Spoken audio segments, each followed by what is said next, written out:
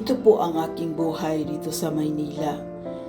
Palagi akong pumupunta sa mall, minsan sa kamakalawang araw o kaya sa ikatatlong araw, balik ako ulit sa mall.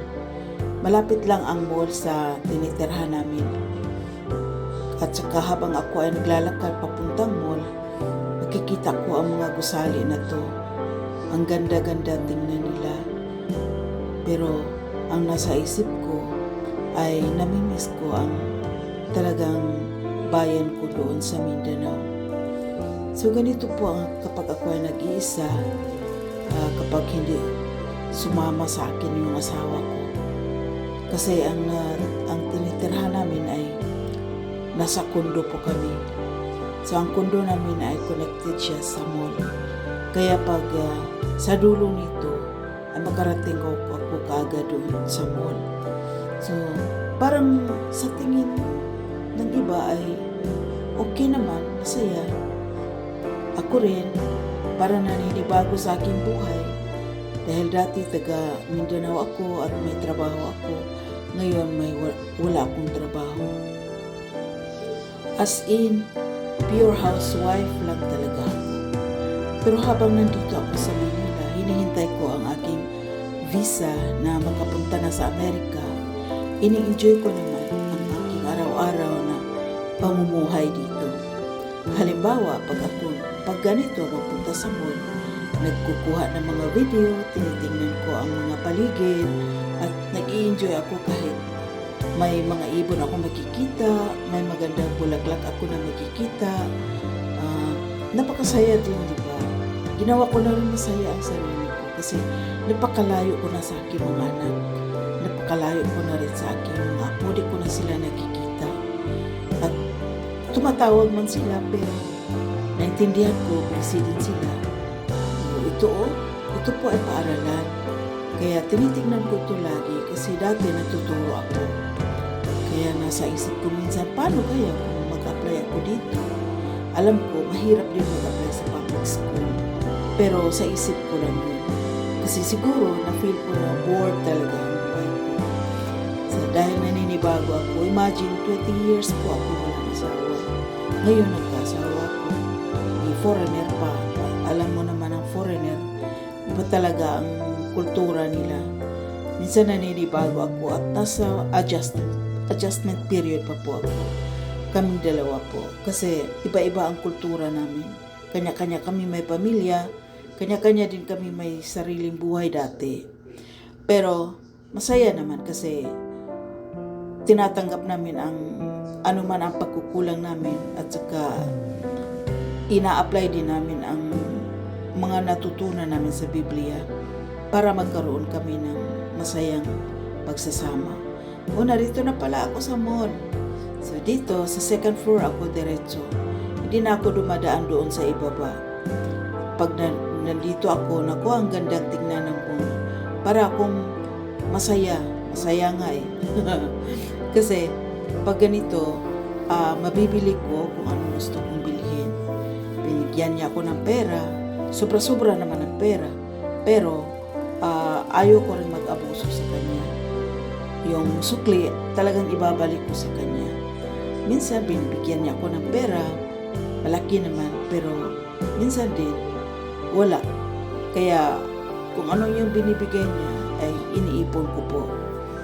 At saka mahilig din ako magbigay ng regalo, lalo na sa mga anak ko, sa mga kaibigan ko. Kasi sa pagbibigay, masaya ako eh. Kaya maubos din ang pera ko doon. Habang nandito ako sa mall, napakagandang tingnan po ng mall na ito.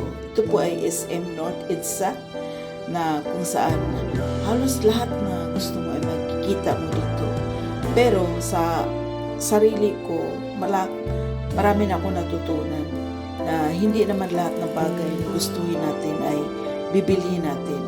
Kaya napunta ko dito, hindi sa mag-shopping o ano, kundi bibili lang po ako ng kung ano ang kulang ng aming kusina. Kaya ito, diretso ako sa grocery store. Napakalawak dito, guys.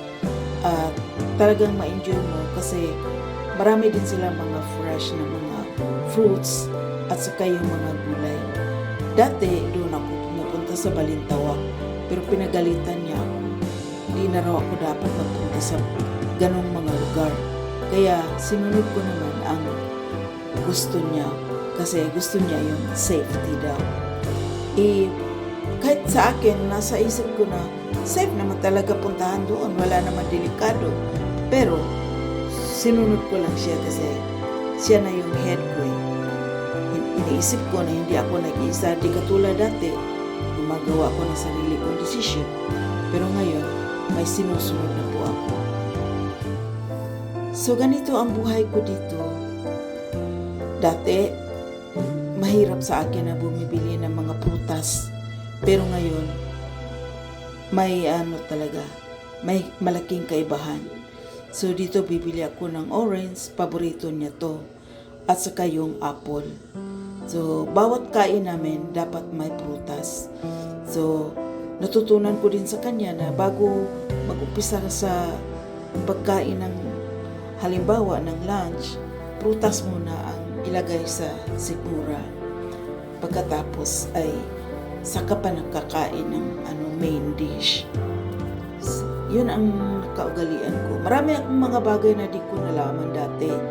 Sa kanya, marami din mga pagbabago. Katulad nito, lagi kami kumakain ng salad. Hindi na ako nakatikim ng rice. Kasi hindi man siya kumakain, hindi rin ako kumakain.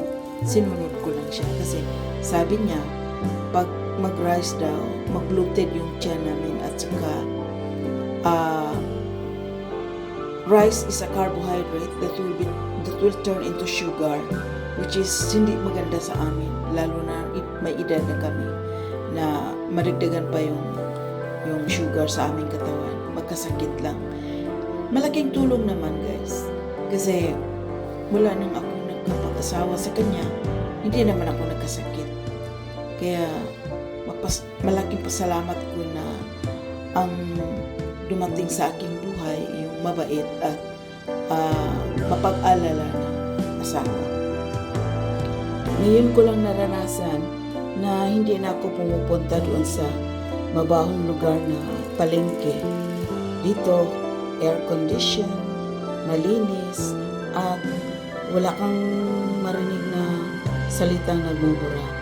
Pag magpunta ka doon sa yung nabanggit ko kanina, siyempre, totoo naman talaga na maputik doon at saka mabaho. Kasi isang beses dinala ko siya doon. Di niya alam kung anong uring lugar na dadalhin ko siya. Pagkakita niya doon, bumalik kami talaga, umuwi kami. Sabi niya, it's not worth na doon kami pupunta. Kasi ayaw niya na tinitingnan siya ng mga tao doon. Yeah. I was really so proud to tell him na doon mas maraming mga preskong na gulay. Sabi niya, marami naman presko dito sa mall. Bakit tayo magpunta doon? Kaya hindi na ako nakapunta doon. Kasi parang matagal din sa akin adjustment ng aking pag-iisip. Dati kasi, nasa isip ko, mahal dyan, mahal dyan, mahal dyan. Dito lang kasi mura, mura. Tapos naisip ko, ay, bakit pa ako maghahanap ng mura? Hindi naman ito pera ko. Pera naman niya to. Kaya, sinunod ko siya. Ito, bumabili po ako ng wrapper. Kasi gagawa ako ng sweet potato roll. Naku, paborito talaga niya ang sweet potato roll. Kahit ano pa ay maubos niya. Ako rin naging paborito ko na rin. So, hindi kami kumakain ng rice, pero may carbohydrates din kami, tulad ng kamote. Kamote ang malaking tulong din sa tiyan natin. Kasi dahil sa kamote, lalabas ang mga gas, di ba? Totoo naman yan. So, bumibili din ako ng banana. Tingnan ninyo, nakita ko dito ang presyo niyan, napakamahal. Kaya naghanap ako ng isang uri ng banana na medyo mura siya, halos kalahati ang diferensya. A difference of 100 pesos, ito. Kaya sabi, tinuturuan din ako niya na kung magbili, magkapareho naman ang nutrients na makukuha Bakit ka pipili doon? Ano ba ang makukuha mo? The same lang naman. Tapos yung presyo, malaki ang kaibahan. Kaya natutunan ko rin sa kanya yun. Kasi sa akin dati, kapag ano yung nasanayan kong uri ng banana, halimbawa yun, lakatan tawag doon eh. Tapos lakatan lang talaga. Pero itong nabili ko, hindi yan lakatan eh. Tinawag sa amin yan na bululan. Yung mumurahin lang yan talaga. Sa Mindanao, naku 1 peso each lang yan. Pero dito, nakahalaga yan ng 10 pesos each. So dito na ako magbabayad. Madali lang guys, itong mga ginagawa kong ganito. Like, 15 minutes lang, makabalik na ako agad sa bahay. Habang ako'y nagbabayad din, senior citizen na po ako. Kaya nag-enjoy din ako ng discount. Mabait din. Parang nakaibigan ko na rin sila, ang mga cashier dito. Parang memorize na rin nila ang mukha ko. Kaya, ganito ang buhay ko guys. Punta sa mall, sa bahay, mag-aruga ng asawa, maglilinis, maglalaba, magluluto. Yun ang routine ko araw-araw. Kasi dati may trabaho, ngayon parang totally changed talaga. Hindi na ako nagsusulat ng lesson plan, hindi na ako nag-prepare ng mga visual aids, hindi na ako nag-observe ng mga classes, hindi na ako stress sa mga reports. So, as in, stress-free na ang buhay ko ngayon, hindi katulad dati. Ito lang ang masasabi ko. Ako ay masaya, pero malungkot din. Masaya dahil mapagmahal ang asawa ko, at saka best friend kami. Lagi kami nagtatawanan, nag-share ng aming mga jokes, at best friend ko talaga siya. Kahit ang mga biro ko, madali ko lang siyang biruin, madali ko lang siyang patawahin. In the other side, malungkot din kasi for like 58 years, kasama ko ang mga anak ko. Kung magkasakit sila, pinupuntahan ko sila. Ngayon, magpagkasakit sila, kung may sakit sila, hindi ko na sila mapuntahan. Ang layo ko, nandito ako sa Maynila, habang ang mga anak ko ay nasa Mindanao.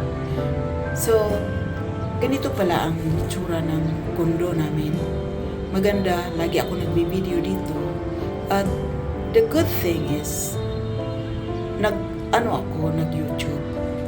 So, dahil mahilig ako sa video, gumagawa ko ng mga videos, yan ang nagiging kabisihan ko sa halip na wala akong trabaho. May trabaho akong katulad ng personal ko lang yung paggawa ng mga videos. At sa totoo lang guys, nag-retire ako sa DepEd, pero yung retirement ko di ko nakuha kasi malaki ang utang ko doon. May tatanggapin sana ako na 17,000 a month para sa aking pension, pero di ko makuha. Siguro 3 years, babayaran ko pa yun. Naku, kung di ako nakapag-asawa ng foreigner, kawawa talaga ako. Pero, ang kagandahan pa rin ngayon, dahil may 3 channel ako, ang kita ng aking 3 channel ay katumbas din sa aking retirement plan. Retirement na dapat matatanggap ko buwan-buwan.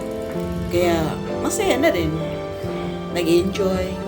So, ito ang itsura guys. Papauwi na po ako sa kondo namin.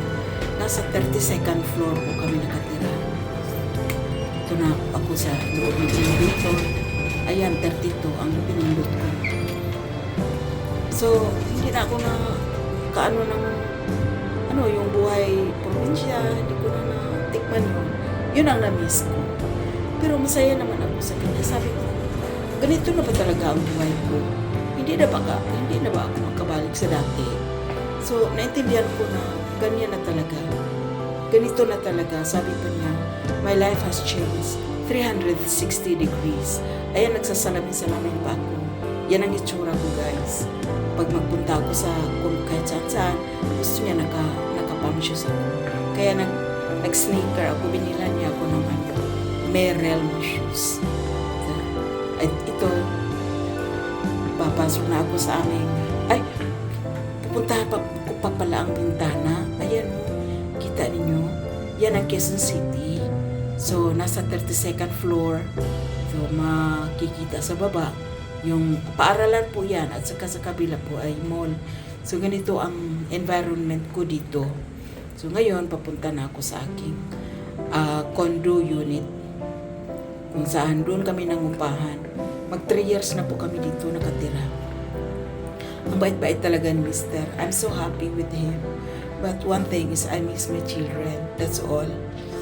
I am just telling you here kung ano ang dinaramdam ko bilang may asawa na sa loob ng maraming taon wala akong asawa. Pero okay naman kasi mabait siya. Ito lang po guys ang kwento ng aking buhay. Maraming salamat sa inyong pakikinig at sa pakikinig. Hi! Don't forget to subscribe to the channel. Thank you and bye-bye.